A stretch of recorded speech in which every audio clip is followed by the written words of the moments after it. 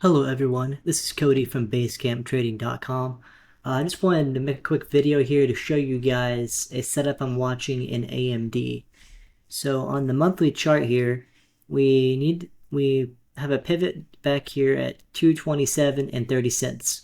We went right up to that pivot last month, and then this month we are making a higher high. So we're triggering a monthly bull flag, so it's suggesting higher prices. If we do keep moving higher, I'm going to target 267.92.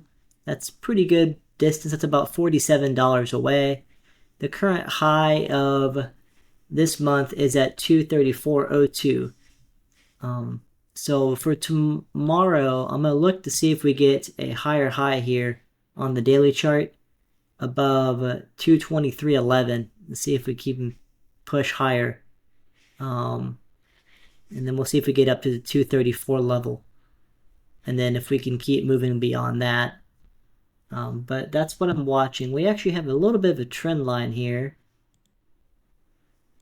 on the daily chart. You can also watch across the highs.